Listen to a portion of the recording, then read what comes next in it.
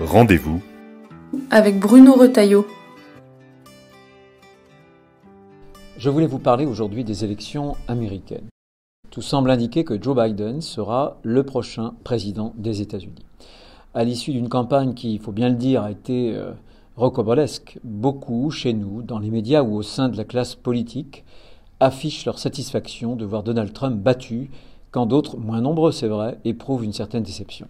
Il faut que la France, à la fois, ouvre ses bras, parce que d'une certaine façon, c'est plus facile de travailler avec Joe Biden qu'avec Donald Trump. Je fais partie de ceux qui ne félicitent pas le futur président des États-Unis parce que je ne considère pas que le match est joué. Pour ma part, je ne partage ni l'enthousiasme des premiers, ni l'amertume des seconds. Non pas parce que ces élections ne m'intéressent pas, elles m'intéressent bien sûr, mais elles ne déclenchent pas chez moi ces passions que soulèvent à chaque fois les élections américaines dans le débat en France et plus largement en Europe. Ces passions me frappent car ces passions en disent long en réalité. Elles en disent long sur la fascination qu'exercent les États-Unis sur une partie des médias et des élites de notre pays. Moi je suis français et pas américain. Mes modèles, je ne vais pas les chercher outre-Atlantique. Mes modèles, c'est De Gaulle et Clémenceau et pas Reagan ou Obama. Je ne suis pas un gallo-ricain, pour reprendre une expression si bien trouvée par Régis Debray à propos d'Emmanuel Macron. Mais ces passions, elles en disent long aussi sur les illusions auxquelles ces médias et ces élites s'abandonnent quand ils nous assurent qu'avec Joe Biden, tout va changer, comme si les accros dans le lien transatlantique allaient être immédiatement et miraculeusement réparés.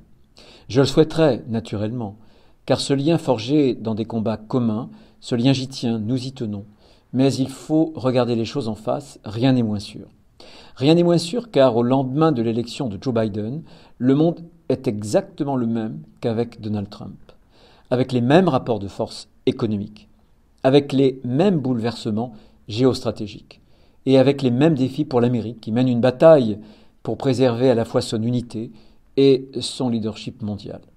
S'il y a une chose dont nous pouvons être sûrs, c'est que Joe Biden, tout comme Donald Trump, tout comme Barack Obama aussi, Joe Biden n'aura qu'une seule politique, celle des États-Unis d'Amérique, la politique des intérêts américains.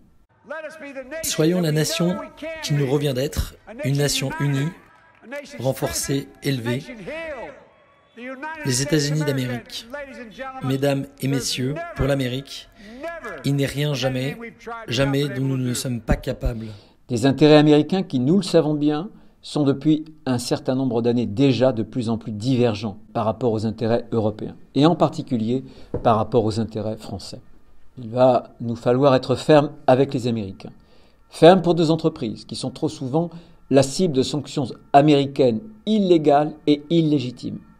On doit résister à l'extraterritorialité des lois américaines et riposter s'il le faut par des sanctions européennes, car on ne peut pas accepter que sur la seule volonté d'un juge américain, nos entreprises soient rançonnées ou même dépecées.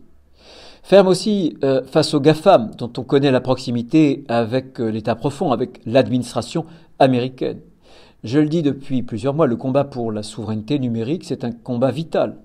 Il exige qu'avec ses partenaires européens, la France se mobilise pour protéger ses données, pour maîtriser les technologies clés sur les supercalculateurs, sur l'intelligence artificielle, sur l'informatique quantique aussi. Ferme également sur l'OTAN. Les Américains ne peuvent plus, par exemple, fermer les yeux sur l'expansion et les provocations répétées de la Turquie, qui est pourtant membre de l'organisation. Le régime de M. Erdogan est un régime islamiste.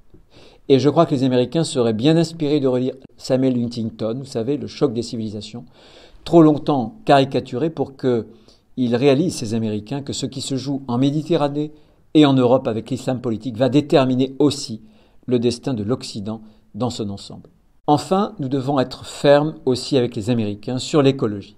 Les États-Unis ne peuvent vouloir le leadership sans assumer la part de responsabilité qui leur revient. Et ces responsabilités sont aussi environnementales. Joe Biden a fait des déclarations positives aux Européens et à la France en particulier. Je rejoindrai l'accord de Paris. Regardez ce qui se passe quand nous n'en sommes pas. Le système s'effondre.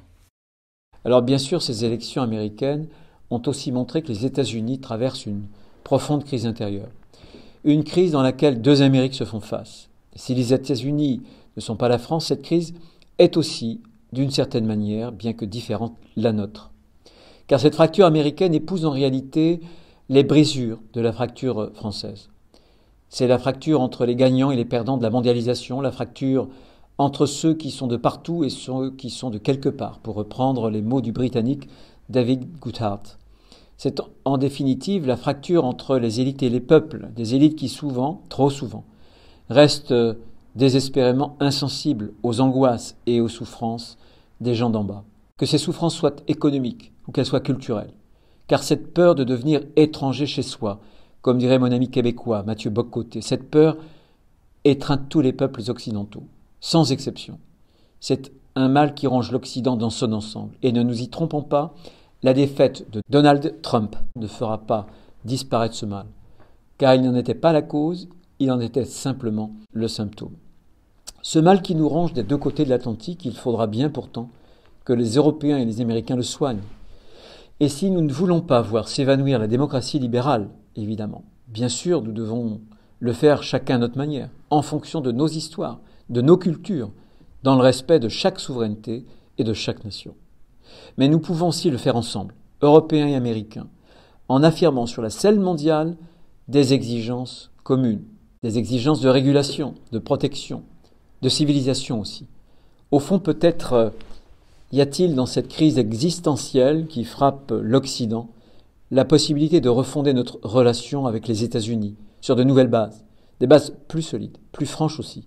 Car c'est parce que le peuple américain, qui est un grand peuple, doit rester un allié du peuple français que nous devons lui tenir un discours de franchise et de vérité. Merci à tous et à très bientôt.